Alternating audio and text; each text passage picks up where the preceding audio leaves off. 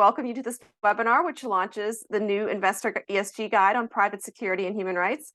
And we hope this guide will serve as a useful tool for investors to engage with their portfolio companies on how they go about managing risks associated with their use of private security services. Just a few logistical announcements. First, we are, as you just heard, recording this webinar, and we will be making that video available on ICoCA's website. You are all currently on mute and your videos are disabled. For the discussion, we hope to leave some time at the end of our presentations here. And we just feel free to put your questions you might have into the Q&A, please, not the chat. Again, Q&A, not the chat, and we'll try to answer some of those questions. Before I go ahead and introduce today's speakers that you see here on the screen, we'd like to get a sense of your understanding of some of the issues we'll discuss today. So we're going to put up a brief poll. If you or Flory, if you could put that up. There we go. So 2 questions to you. The first one, do you think companies consider human rights risks when contracting private security providers? Simple yes or no. And then on the investor side, do you think investors consider private security contracts when assessing a company's compliance with their ESG policies? Again, a simple yes or no. So we'll give you a few seconds to do that.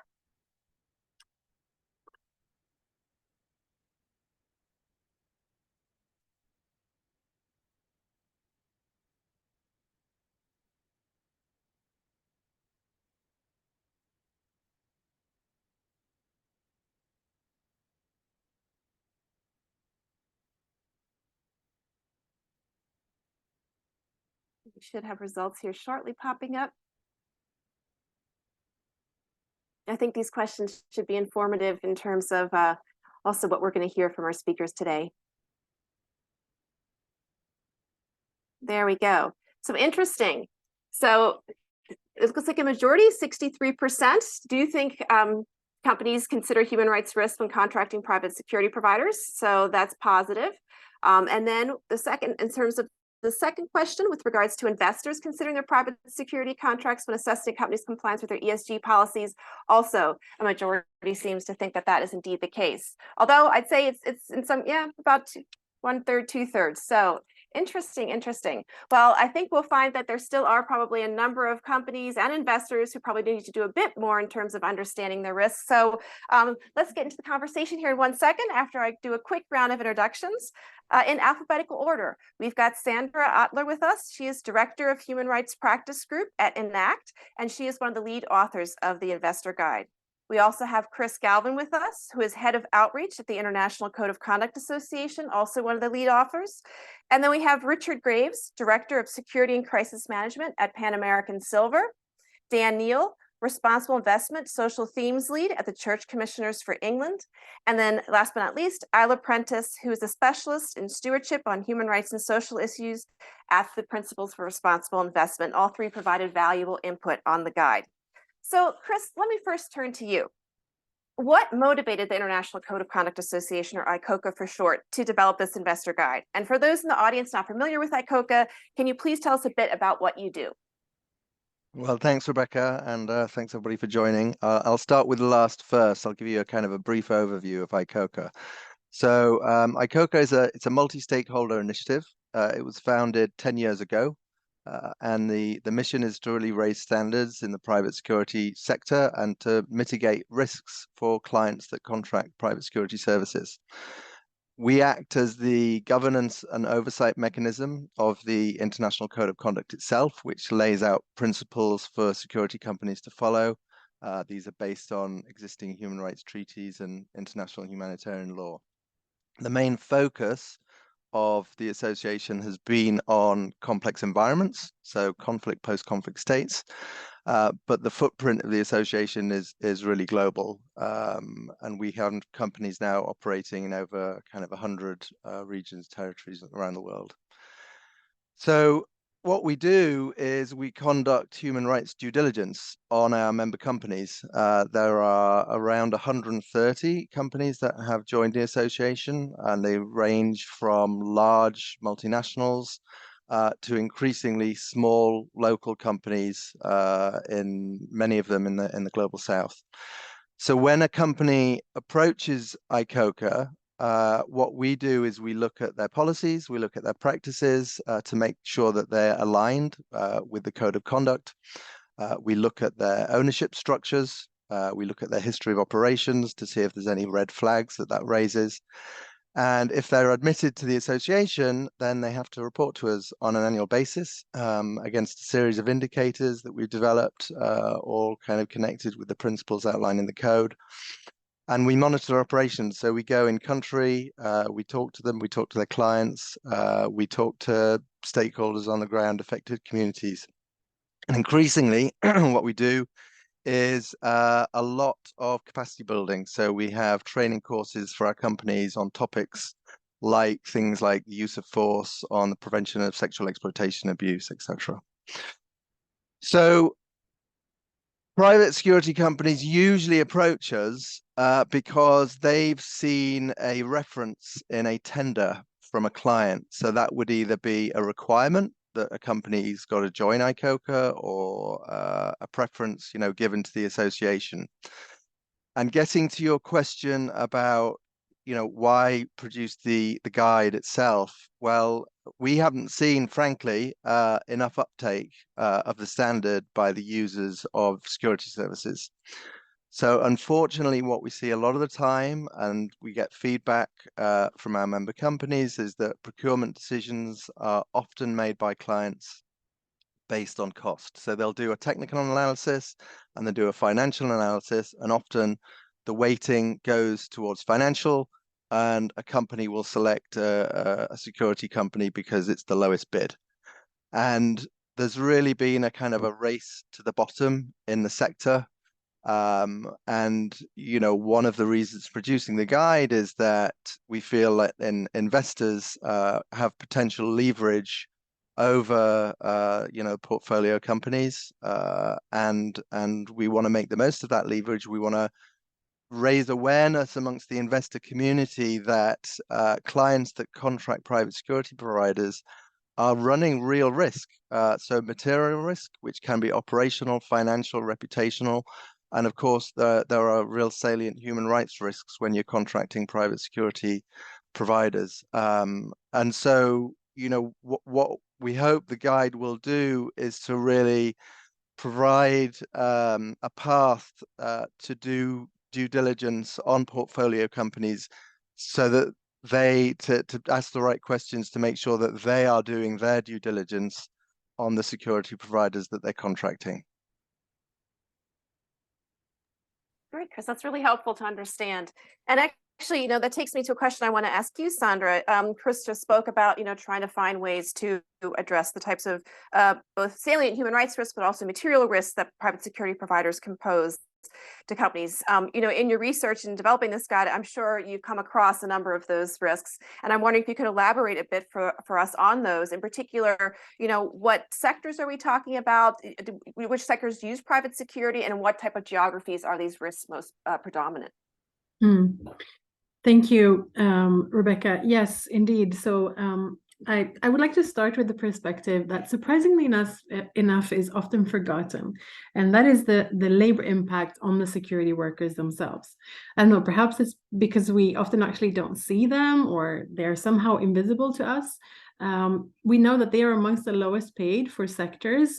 They work long hours under a lot of stress and pressure for paying attention to detail, keeping resources or persons safe.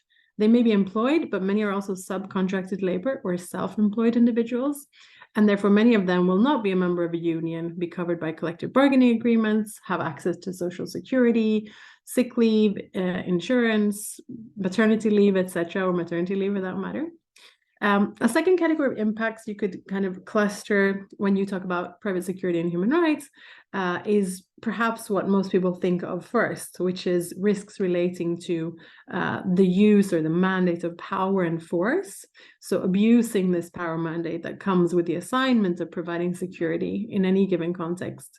For example, discrimination or sexual harassment, corruption, detainment, inherent challenges of maintaining arms or guarding high security premises.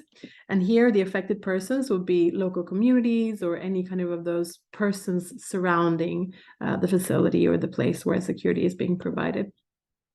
And if you think about this, that's, you know, the workers, many of the security staff are actually working long hours and don't get enough sleep and rest. You also realize how the risks will be exacerbated. And I think a third category of impacts is indeed related to the increasing surveillance relating to privacy, but also surveillance of oppressive states around the world, where personal data collected from private surveillance can become part of government oppression schemes, for example, of individuals who criticize governments or have differing views or are seen as uncomfortable. To your question about geographies, I would answer two things. First of all, that definitely the highest risks and impacts will be contained in conflict areas. So whether ongoing conflict or sensitive conflict areas. So in these types of circumstances, you will have civil liberties and freedoms, such as the right to assembly, take part in protest, freedom of expression, possibility to join a union or civil society organizations are often limited. And here you'll see that already vulnerable stakeholders, women, indigenous peoples, minorities, are often on the receiving end of already heightened levels of violence that can be exacerbated by the presence of security. As to sectors, there are various sectors that can be relevant, but I think definitely extractive sector, mining, oil and gas are of course high risk, but also guarding facilities with anything very expensive, so to speak, private management of prisons, immigration center, border services, and definitely collaboration with public law enforcement and military is also a high risk to consider. Last but not least, maybe I would just say that any geography will have risks and impacts relating to private security. So whether you are acting from Sweden, which is where I am, or the US or somewhere else, which is not what we think of as a development country, you do have to think about working conditions and possible abuse of this power mandate that I described a moment ago. Thanks, Sandra. That's really useful. Also, just understanding really that we need to think of this in a very comprehensive fashion. Multiple geographies, many sectors use private security, and public and private actors as well, and really a whole range of risk beyond just the use of force. Also, risk to security guards themselves. Really, really important points. Dan, so we just heard from Sandra, about these potential risks related to the use of private security services by companies. And, it's interesting because in the poll we just had, we saw that at least, a majority of 60-some% thinks that investors are actually aware of those risks when their portfolio companies use security. Just out of curiosity, is that awareness potentially also translating into investors engaging companies sufficiently on their private security related risks? And if so, or if not, why not? I think when I looked at the poll, I'm sure it said the other way around, that it was like 2/3 said no. So, but maybe that's just my reading. Apologies. Maybe I read it too quickly. Apologies.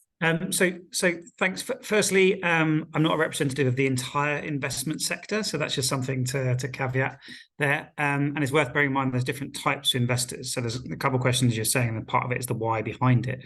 We're an asset owner and we use asset managers to pick companies to invest in. So a lot of owners, for instance, aren't going to be doing fundamental analysis of companies to understand the ins and outs, including things like security management. But in general, I'd say it's probably quite low on the agenda. I spoke to a few big managers with a couple trillion between them before this to canvass a few thoughts. And they largely kind of reflected us is that engagement is mostly post-event on these issues. So it may be being wrapped up in broader engagement on issues like human rights, on health and safety, community relations, or even living wages. As saying as one of the things that's probably outsourced is that front desk security management in all parts of the world. But where it's more focused will be for those sectoral analysis where we've been talking before, where that certain sectors are more prone to security issues. But I'm actually not sure in terms of the subject matter expertise, how many analysts would be able to speak to what responsible or good security management looks like, beyond maybe a few that could talk to the voluntary principles on security and human rights in the extractive sector. I had a quick look at a major data provider's methodology. I could only find one mention of physical security, and that's in a community pillar, looking at conflict and human rights management scores. But that really just looks at whether ethical conduct policies cover security providers, and that's it. So it's not like investors can log on to a big provider and bring up their holdings and screen for those using private security providers, or who they might be or where they operate, and if it's a complex environment. So that data is not there for people to use. which brings us back to the why part as well. It's a bit circular, but important issues are dealt with because enough people say they're important, and that applies in all sorts of different directions, as a shorthand for materiality. But a lot of the ESG data sets focus on risk to company, not risk to people, and through the lens of risks for the sector as well, that sectoral focus. So if security is not seen as a financial risk for a sector, it's unlikely to get much attention in terms of data in these providers. The exception to that rule is where there are incidents, because many investors do look at things once they've gone wrong, and that data is available to be used, which is potentially too late, obviously, from both an impact to people and a loss of value side of things. But just I was thinking back to previous stuff with the maritime sector, and for a time it was financially beneficial for piracy to remain unreported, because ships that were boarded and robbed of, say, 50 grand would be better off remaining at sea rather than going into port for an investigation for 3 days and costing them $1 million. So the cost benefit of having maritime security teams is similar. It took ships being stolen before that calculus to change. But even then, having good or responsible security teams with the additional price tag for certification was hard. There had to be market incentives for that. And I'm not sure how involved investors were back then, but when I previously interviewed a lot of private maritime security providers, they were very clear that the shipping companies were extremely reluctant to pay for that responsibility premium. And so again, it comes down to that, where does pressure come from? In a long way of saying that the pressure comes when investors know it's important on companies, or people tell the companies that it is important. So I think that's some of the background to the why. Is it not necessarily raised as such an issue yet? No, that's really helpful, Dan. And I think this is certainly one thing that the guide is pointing to, is the role that investors can play so we get to a point where we're just not responding to incidents once they happen, but to really, act in a more preventative fashion and encourage portfolio companies to encourage their security providers to do so. Isla, let me turn to you. So PRI has launched an initiative, Advance is what it's called, that seeks to use investors' collective leverage to ensure that portfolio companies in the mining and renewable energy sectors respect human rights. And as we just heard, those are two sectors where security is extensively used with particular risks. Potentially. Can you tell us, first of all, a little bit about this initiative? And then also, has the issue of private security arisen potentially in any of the dialogues with companies, and what are investors asking of companies? And then maybe also a similar question to you as to Dan, if this is not on the issue of investors, why not?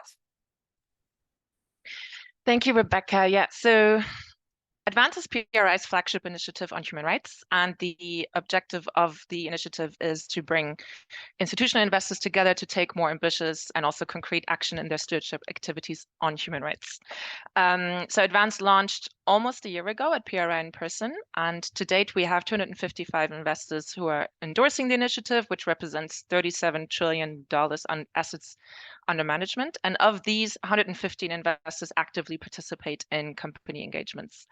And yes, as you already pointed out, so Advance investors currently engage companies in the metals and mining and in the renewable energy sectors. And they're both very relevant sectors, as they both have a high human rights risk profile, and they're both crucial to the energy transition, obviously. And we selected them through a methodology that was put together with the support of our advisory groups, which is one, a signatory advisory committee, which consists of investors who have expertise in stewardship and human rights. And then secondly, a technical advisory group that brings together technical expertise from the business and human rights spaces.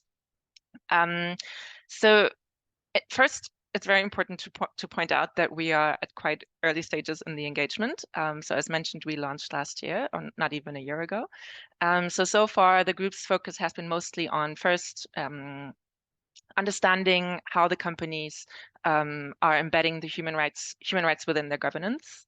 Then secondly, understanding how they implement policies and processes in the context of human rights due diligence, and also then discussing with the companies some ongoing cases to understand how they're responding to them and how they're engaging with stakeholders.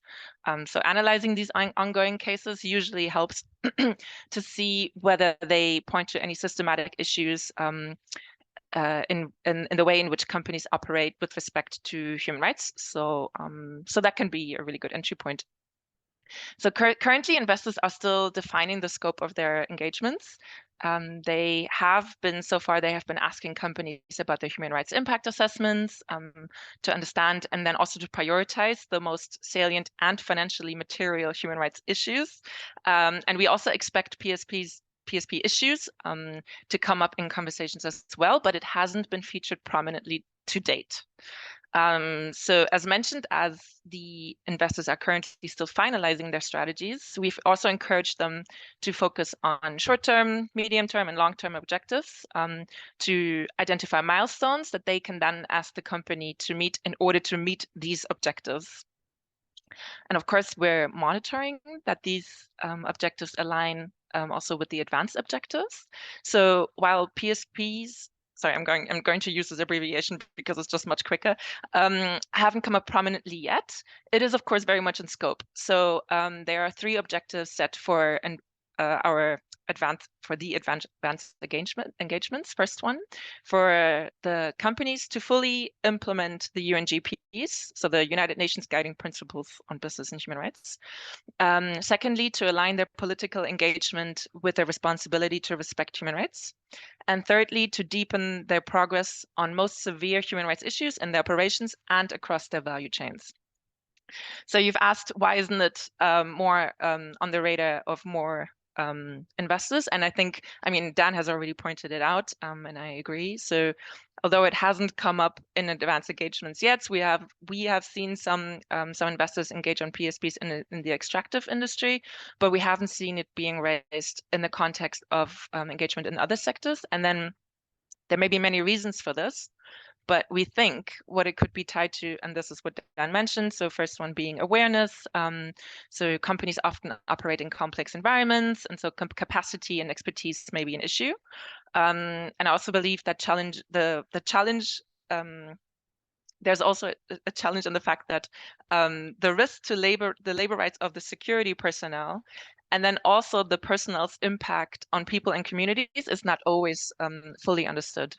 And then finally, the reactive approach that has been mentioned, I think, by more than one speaker, which is that often the risks that the investors are engaging on arise in the context of controversies that have already happened. So it would be good to raise the profile of this issue and support investors to engage proactively so that they can anticipate these risks before they materialize. Thank you. Oh, that's great. Thanks, Isla. And I have no doubt, you know, as your investors who are engaging with these companies, encourage companies to do their human rights due diligence, including impact assessments, they will probably quickly identify that one of the more salient human rights risks is going to be the use of security in those 2 sectors. Great. Well, actually, now I'm going to turn then to Richard. You are with Pan American Silver, as we said, and Pan American Silver utilizes private security, has taken steps in particular to manage potential human rights risks. And we'd love to hear a little bit more, if you can share with us what measures you've taken and how you work in particular with ICoCA in that process. Thanks. Sure. Thanks, Rebecca. Excuse me. Good morning, everyone. Yeah, as a company in the mining sector, we work to mitigate our security operations. As we know, the fact that there are several standards out there to help us address those risks.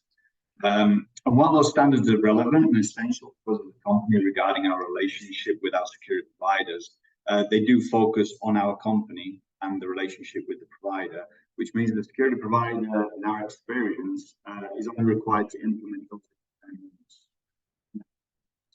Richard, sorry to interrupt you. Could you maybe take care to just maybe get a little bit closer to your microphone? We're having a little bit of issue hearing you. Thank you. Is that better? Yeah, that's better. Okay, perfect. Yeah. So, yeah, as I was saying, that we've got several standards that we've implemented at Pan American Silver. And what we found is that although those standards are excellent for us, they are essential and relevant for the company, there is the possibility that the security provider is only required to implement those requirements on our contract, not across their entire company, which is something that, while beneficial to us as a company, it doesn't really address the security requirements that they may have across the entire company. So our approach to security has been in 2 parts in broad terms. We've adopted standards such as the Voluntary Principles on Security and Human Rights, the UNICEF Security and Child Rights Checklist, and the World Gold Council Conflict-Free Standard. And the second part of the requirements that we have is for our security providers to be members and certified with ICoCA, to ensure that they're meeting the human rights responsibilities across the company, across the security provider company. So we see ICoCA as an essential component of our approach. And as such, we became observers of ICoCA this year. We're supporting the development of the code in terms of supporting companies like ours and ensuring the requirements are met by the providers. And lastly, I think it's worth noting that when we start the tender process for our security providers, a lot of our security teams, employees were asking if we could only look at companies that were registered with ICoCA, because that would significantly, certainly in South America, would significantly reduce the pool of security companies that utilize.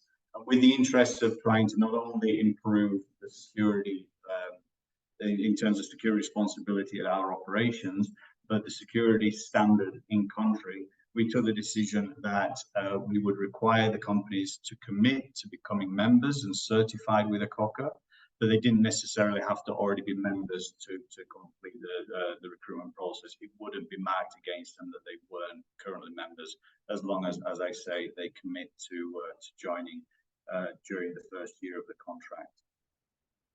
Thank you, Rebecca. Thanks, Richard. Can I just ask one quick follow-up question? Just curious, given you put that requirement in place on your private security providers, what was generally reaction? Did you have fewer companies bidding on your contracts? Was that welcome? Did they see potentially a value in becoming ICoCA members and how that might benefit them in terms of gaining other contracts? Just curious if you had any thoughts about that. Yeah, thank you. Good question. Yeah, no, I wouldn't say that we saw a reduction in interest.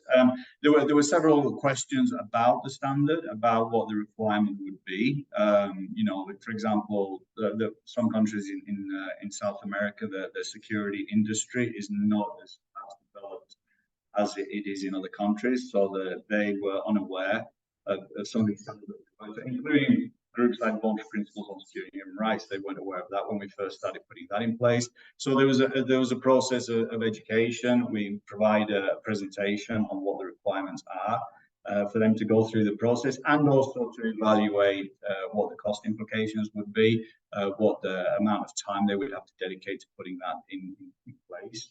But no, I would say overall it's been very positive. We've actually had security providers that are members of ICoCA supporting our security providers in other countries that are working through the process. So it's building those relationships as well. So no, I think overall, not only has it been good for us, but it's been good for these security providers, and also it opens them up to other multinationals. If they can say that they're already members and certified with ICoCA, then that's a big tick in the box for them as well. So I don't really see any disadvantage from our side, nor security providers. Yeah. Great. Sounds like it's driving hopefully a bit of a race to the top then in that case. Wonderful. Hopefully. Yeah. Okay, well then, Sandra, I'm going to turn to you now. We want to get a little bit more granular in terms of what exactly is in this investor guide that you're very instrumental in writing. And I was wondering, could you maybe share a little bit, maybe a brief overview of the guide, some of the key actions that are outlined in it in order to help investors and their portfolio companies manage these risks? Sure, absolutely. So first of all, I think the starting point is that most investors are not human rights. So it's really with that backdrop that we developed kind of a set of key actions for investors to consider and take, regardless of how much they know about the topic. So we boil them down to 10. And these actions are based on the life cycle of an investment. So it starts from screening to investment selection, responsible stewardship, and then to divestment. And if I were to select some of the kind of key ones that I think are most important here, I would say I would maybe boil them down to 3. So first of all, I would say to screen the potential portfolio company for human rights. So and this is about, it's not about doing a specific search only on the specific company, but this is to understand what are the typical high and severe impacts in the industry that they are in the geography that they are in, right? And in relation to which specific activity that they are doing. So based on that, what are the typical severe red alerts for severe harms relating to human rights? and of course, with specific focus on security. So here we're trying to understand whether there are any inherent risks regarding to any possible kind of deployment of the security firms. Second of all, then you have to look at the portfolio company and their ability to actually manage those risks and impacts. So if you are in a high risk investment, then what you want to see is then high kind of preparedness and capacity and response from that company. So I think that this is a much also more pragmatic approach than the kind of we want to hide away from any high risks and say no to any high risk. And I think that's also why some of the practices that ICoCA has is kind of very kind of both credible and pragmatic, because you're essentially saying, okay, there are going to be challenges, there are going to be impacts, there are going to be risky situations, but it's about assessing the portfolio company ability to manage those risks. So everything from policy and process to past records and staff capacity. So for example, if an investee or a potential investee has a poor purchasing practice, it's likely that they will not be capable of putting reasonable demands and follow-ups on the security firms that they hire and on the working conditions of the security workers, right? So another one, of course, if an investee says that they have no challenges, no labor rights challenges, zero tolerance, zero complaints, then I think this is not a good sign. This is rather an alert that you're in a potentially challenging relationship. So here, rather what we're looking for, right? You want a portfolio company to demonstrate that they understand the challenges, demonstrate how they work with them systematically, and learn from mistakes when it comes to security incidents, security impacts that have realized in the past. And thirdly, I think that being an investor, it's also really important to kind of say that everything we've talked about here, unless you know about the issues, unless you're aware of the topics and the risks that might manifest, it's really hard to follow up and to expect the potential investee to actually take any action. So in the same way, to make it clear from the start that you will require proactive action on severe human rights impacts relating to security management. So from prevention to management and exit. So this means to start communicating with your potential portfolio about this expectation in relation to when and if they procure security services. And then you follow up with this through proactive and frequent engagement. So it's not just that you can say this, that you expect this, and then leave it to them. You have to kind of both be proactive, but also reactive if there is an incident. And then finally, internally, for investors to have a plan of how they will act and how they will use leverage if there are severe human rights issues that occur, and systematically without an adequate response from the portfolio companies.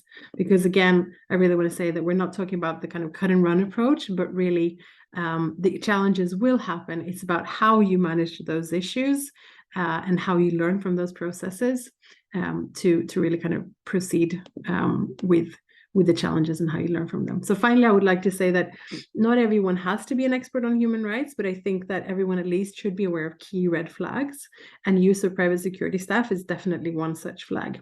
And the idea with this guide is to then help you, even though you're not a human rights expert, on taking the next steps. Thank you, Sandra. And of course, I've seen the input in the guide, and I think it's written in a very clear, accessible way to help those who don't maybe have expertise on human rights or private security.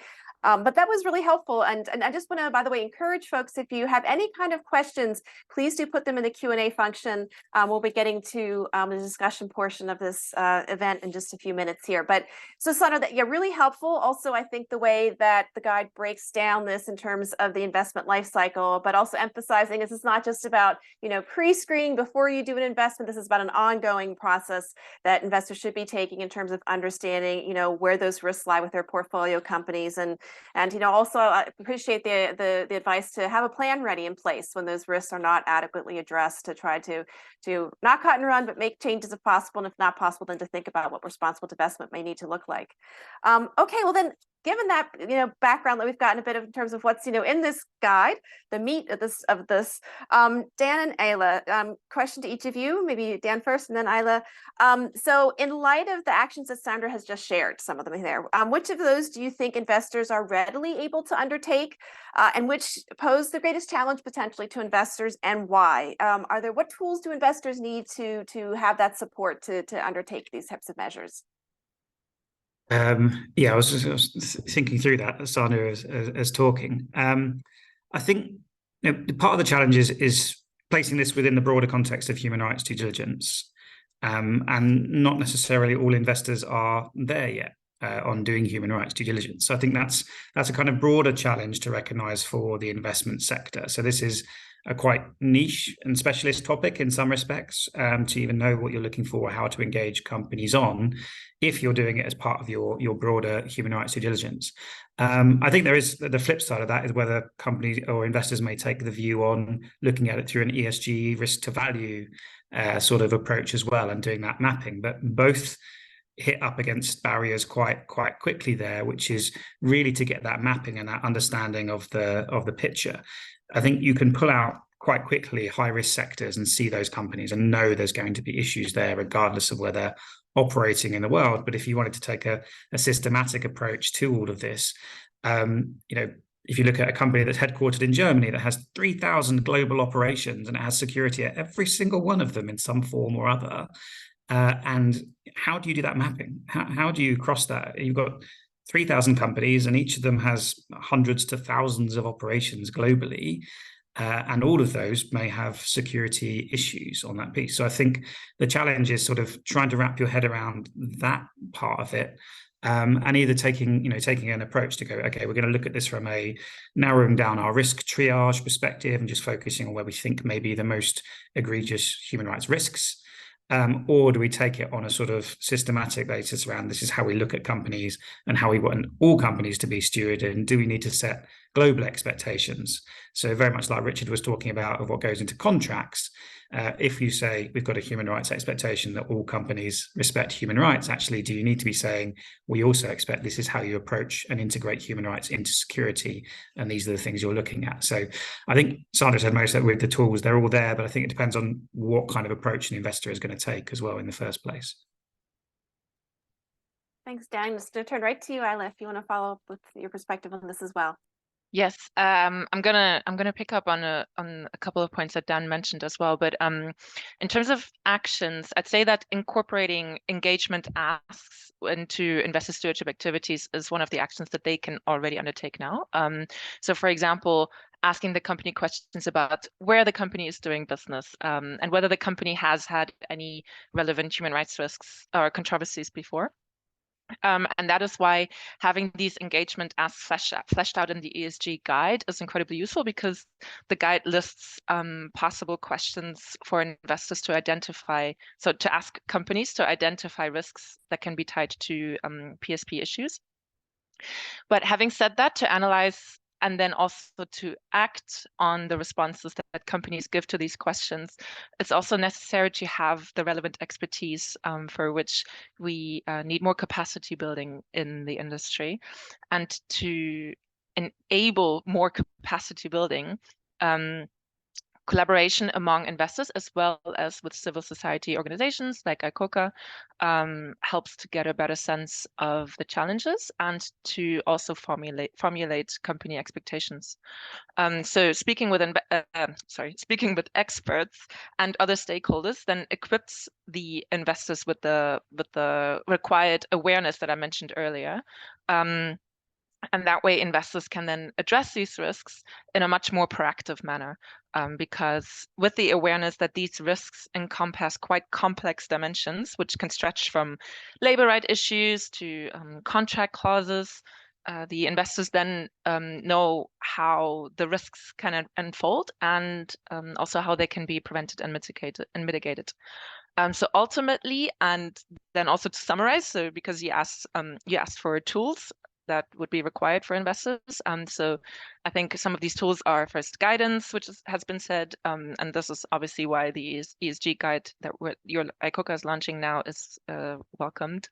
Then a list of questions, which is included as well in the guide, that investors can ask companies to probe them on their practices with respect to PSP, as well as examples of good practice across different industries that the investors can then bring to the companies in their dialogues. And finally, how can they come up with realistic objectives and milestones for the companies, and how can they build performance tracking KPIs to then also hold them accountable to that? Right, that's it. No, thank you. That's very helpful. And thanks for highlighting some of the tools that are inside the guide. Also, just want to flag what you said about capacity building to note that at the end of the webinar, I will mention some capacity building that ICoCA is offering around this guide. So stay tuned for that. But I want to turn back to Richard for a moment. Pan American Silver is a publicly traded company. So have you ever heard from your shareholders about how you deploy private security, or the other way around? Do you communicate proactively to your shareholders or just more broadly the public about how you manage your security related risks? Thanks, Rebecca. Is my microphone okay? Yeah, it's great. When you look right at it, I think that works best. Yeah, thanks. Okay, perfect. Okay, yeah, in terms of shareholders or our organizations monitoring our ESG performance, they do take a keen interest in how we manage our security operations, and a lot of that interest is focused on potential for human rights violations through actions by our security teams. Over the last few years, that focus has predominantly sat with standards we apply to our company in relation to the security operations.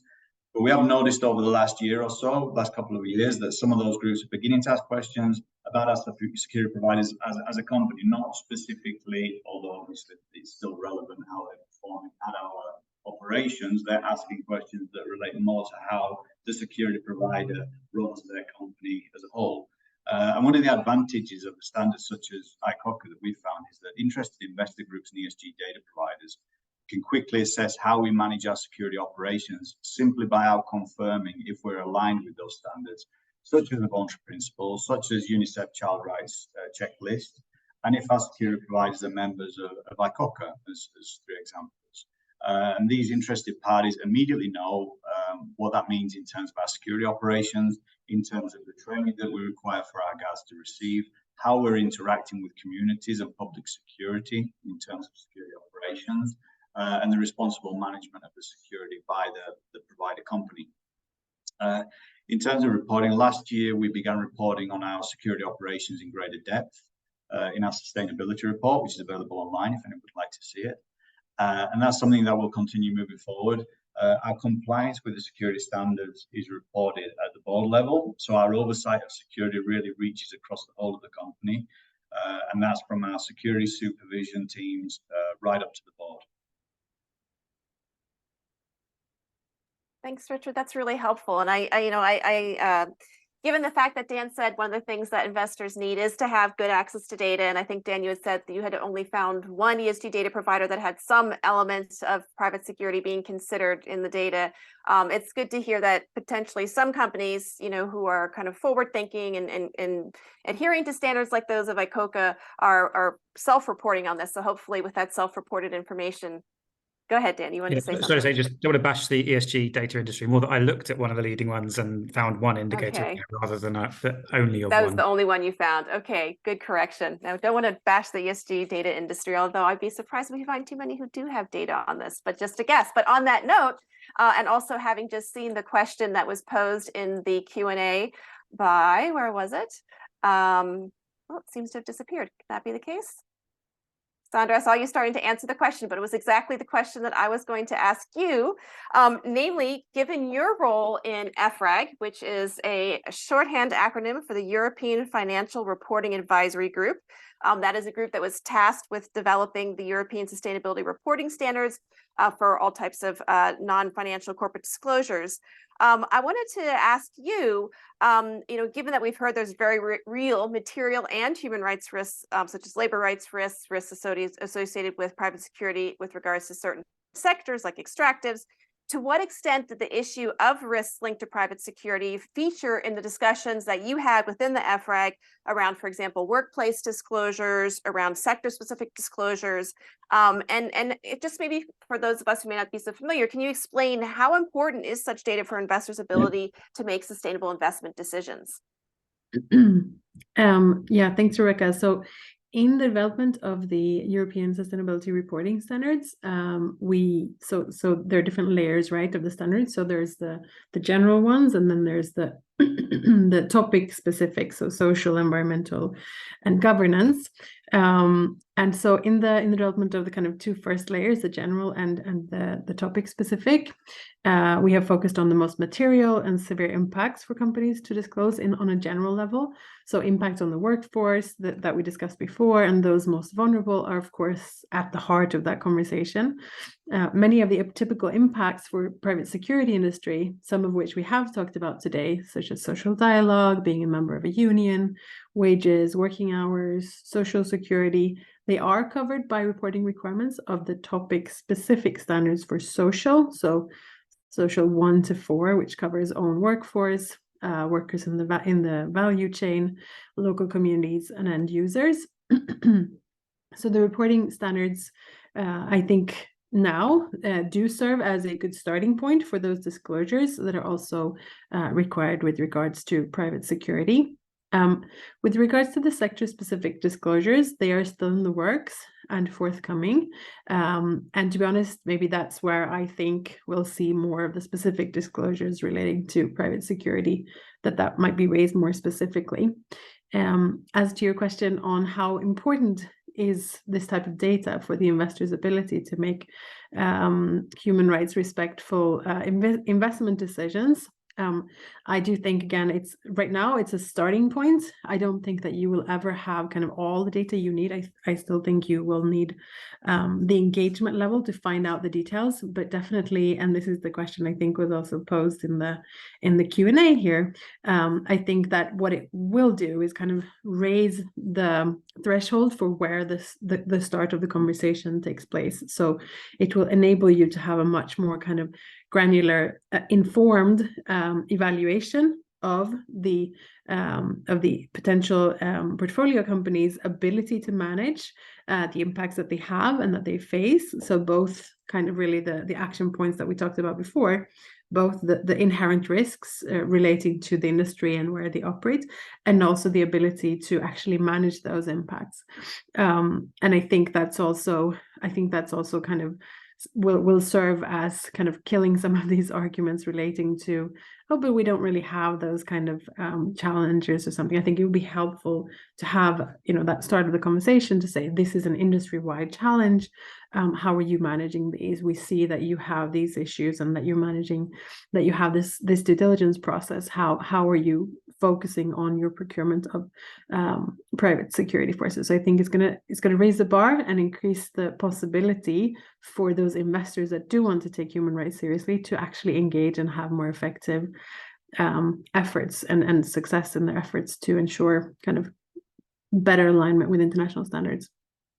No, thank you, Sandra. And just for those who may not be familiar with the process behind the ESRS, what are we looking at? Is extractives going to be one of the first sector-specific standards that's set to come out? Yeah.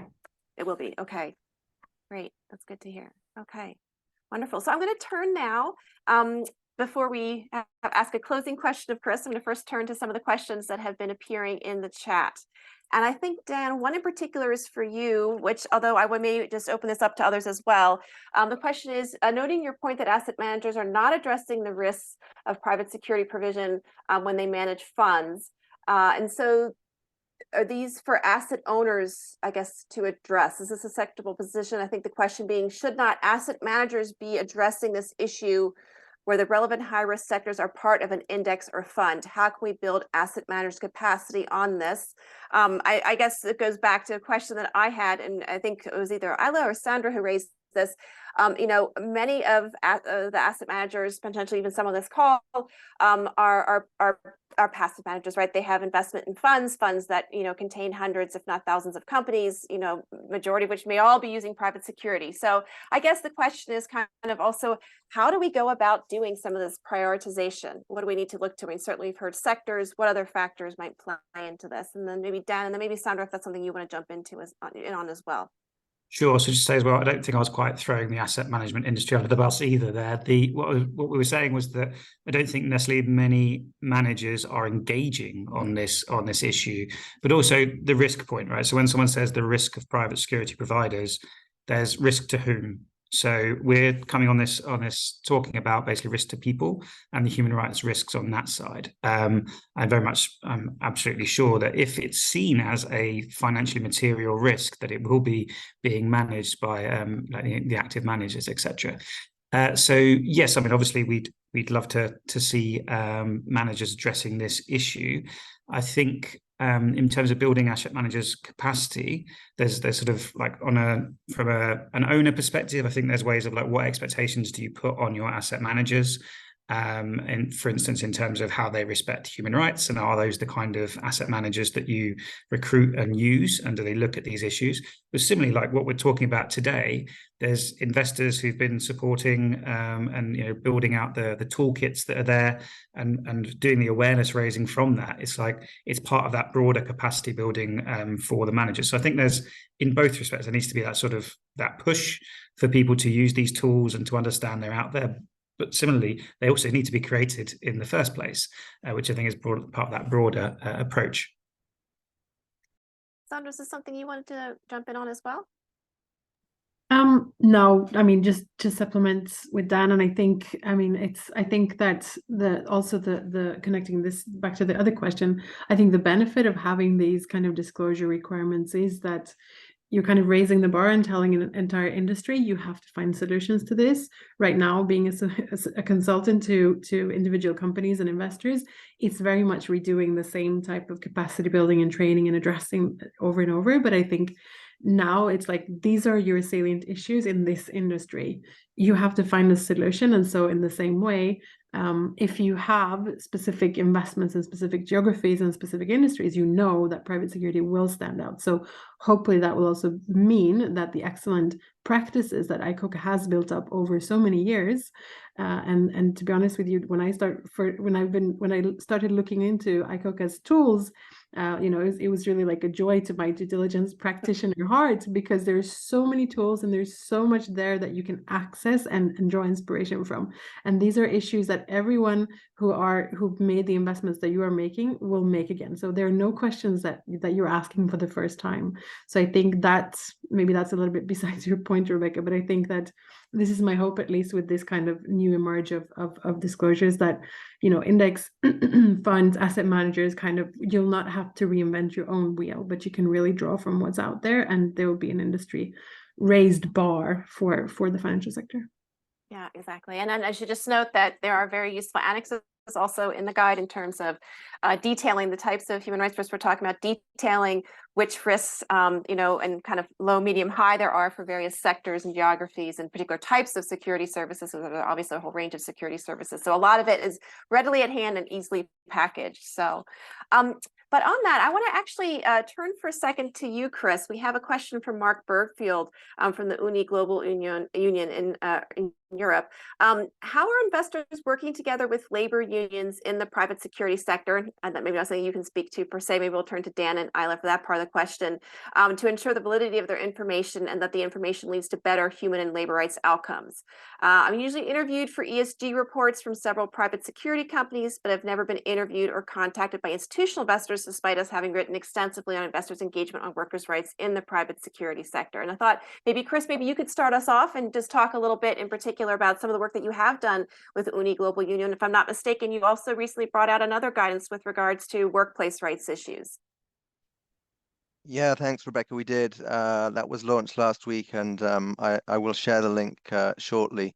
So we have conducted a number of country surveys focused on East Africa, so Tanzania, Uganda, and Kenya, sample size of about 1,000 each, with people going out and clipboards and asking security guards how much they get paid, what hours do they work, what are their benefits, etc., etc.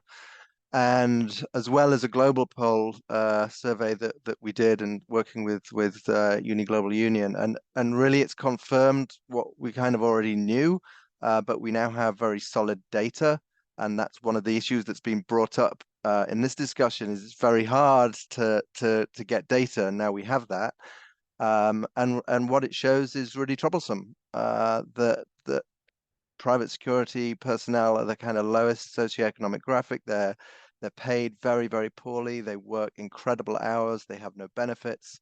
And what we also have learned through this study is that when you abuse people, they go on and abuse people. So it's a vicious cycle. There's really very, very little awareness about the industry. I think it's everywhere and nowhere because it's so dispersed. And so we hope that, this data will shine a light on the problem, and we hope it will raise awareness with clients and their investors about the fact that if they do just pick a company based on the cheapest price possible, that has major repercussions for the people working on those contracts. The client companies wouldn't pay their own staff these kinds of salaries, and so why should they be paying contractors in their supply chain and treating contractors like this? So I can't speak to the investor side. Interested what Dan and Lael have to say, but I'll share the study in the chat.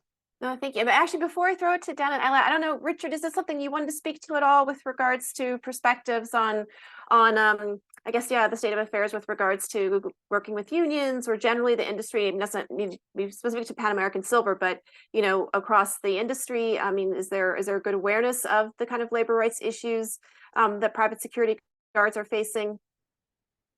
Yeah, I think so. And just going back to Chris's point, I was kind of nodding because we've had a similar experience where, occasionally we'll look at a potential for reduction of costs on a certain contract. For example, if we provide the security provider with a 3-year contract, what can we look at in terms of cost savings? And quite often, it's happened several times. The first thing they look at is reducing the salary of the guards, which is something that we immediately block. After it happened, or they attempted to do it for the second time with the second provider, we actually started putting in our documentation that while they could look for cost savings, it couldn't be anything that affected the working conditions or the salary of the guards, because quite often, as I say, that's the first place that they look. So it kind of is an indicator of where some of these companies go, and it's an indicator that we do need these types of standards in place to protect those workers. Yeah, no, absolutely. And then before I see if Dan and Ayla want to chime in here, I also want to draw both of your attention to another question on this one from Isabel O'Connell, asking about the intersectionality between some of these security related human rights risks that we've raised and other types of issues that perhaps some of the ESG policies investors might touch on, such as climate change, minorities, strengthening human rights policies, building community trust, vetting of security providers. So just maybe if you want to reflect a bit on that, are there ways that perhaps even if you're, and you don't have to speak for yourselves, and you can speak to the broader, investment industry, but are there ways that the security issue might factor or come into play, with regards to other ESG issues, even if it's not explicitly labeled a private security risk? There's some really, really in-depth and very detailed questions on there, and not to speak for myself totally on that side.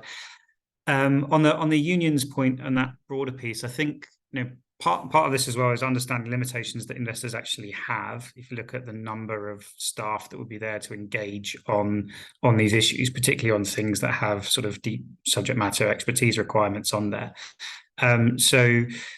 But normally the engagement happens, and normally the focus is on the companies who are actually invested in. And there are some G4Ss and ones out there, but actually in terms of listed companies, you're more involved with the company and who may be using the private security rather than the private security provider itself. So I think that's part of the one that, there was one up before about how investors can ensure labor standards within the private security sector. Well, it's a lot of it is like who owns those companies, and it probably won't be sort of those index managers, etc. on the broader investor piece.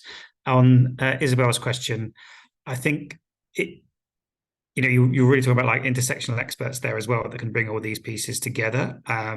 I think there's a lot to be done in terms of building out the broader narratives for these. So if you look at the stuff that's happening, say, on nature, you might have people that only want to engage on nature loss and don't really want to talk about water rights, land rights, indigenous people's rights. And I think that's the same with a lot of the topics, because you end up on, say, a climate engagement that doesn't really talk about the people affected around these climate things. So I think there's more to do, and I think the security side is probably lagging a fair bit behind, maybe, as being part of that intersectionality of thinking. Thanks, Dan. I don't know if there's anything you want to comment on, Ayla. We've got about 30 seconds, and then we need to just say a few closing remarks. But if there's something you want to add to that, please do feel free. Yeah, sure. I think Dan captured it very well already, but just from an advanced perspective on Mark Bergfield's question. So advanced investors, so depending on the engagement that they're in and depending on the company that they're engaging, have already been in touch with some unions and can also discuss it with them. And okay, I'm going to cut it very short here, but it is a possibility, and it is happening. We encourage investors to speak to stakeholders, and it is part of the initiative. Great, thank you. And I encourage people to check out Advance's website. So very quickly, Chris, I'm actually just going to toss it right to you to tell us about some next steps. I know we want to encourage folks to contact you, and I can put in the chat your email address, as well as Richard, who also said that he is open to being contacted with regards to anyone who's interested in learning more about Pan American Silver's experience in implementing these ICoCA standards and other standards like the VPs. So Chris, what's next? What can we expect for those of us attending? Also, where's the guide? So the guide is in the chat. I've Awesome. shared that. We will email it to everybody as well. I did just want to make one follow-up point to that previous discussion, however. So it's important to understand that the private security industry is really a gig economy. The agency is with clients. It's really based on contract price. And so, within one private security company, you can have guards being paid and treated very differently depending on which contract they're on, because it really is based on how much a client is prepared to pay, which is why it's so important, that there is leverage placed on the contracting companies, these big multinationals who are contracting private security providers. I did also want to make a quick point on the kind of the question there about interdisciplinary and other issues. So I was just in Tanzania last week for the Tanzania Mining Investment Forum. And when you look at an issue like climate change and the energy transition, there is going to be massive demand. I mean, Tanzania is positioning itself as a locale for many of these kind of critical minerals. There's a lot of interest there, and so there needs to be very quickly work with these kinds of companies, as well as renewables, on the risks associated with private security, because it's a lot of issues around land rights, etc. That's all I'll say on that. Otherwise, so the guide is there. What we want to do over the next 12 months, getting to Ayla's point, is really start that dialogue. We're at the very beginning of this journey now, engaging with investors. We are looking to and open to come and talk to investors about these issues, to try and connect the dots for them, to try and help them understand what the issues are. We're interested in looking at the kind of ESG forums and sustainability investor events that are going on around the world to see if we can get on the agenda there as well. And so lots to do. This is just the start. Right, and I should also note there is some discussion around potentially another webinar for those who may be in the Asian time zone. And so if you're interested in that, please also contact Chris. I realize we can't actually put things directly into the chat, so there will be a follow-up email though, Chris, right, with also your email address, Richard's email address, the report link, and please, again, if you want to take ICoCA up on an offer for a little more private kind of support in terms of understanding how to use this investor guide, that's great. Thanks, ICoCA Secretary. That's Chris's email right there. Well, please do be in touch. So thank you, everyone. And thank you in particular to our speakers. This was a really informative conversation, and thanks for taking the time. And this recording will be made available. Please do feel free to share with your colleagues or others who may be interested in learning more. Thanks, everyone. Take care. Bye-bye. Thank you. Thank you. Bye. Bye. Thank you.